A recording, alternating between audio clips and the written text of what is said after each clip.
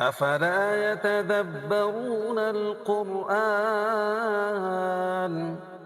ولو كان من عند غير الله لوجدوا فيه اختلافا كثيرا. وإذا جاءهم أمر من الأمن أو الخوف أذاعوا به ولو ردوه إلى الرسول وإلى أولي الأمر منهم لعلمه الذين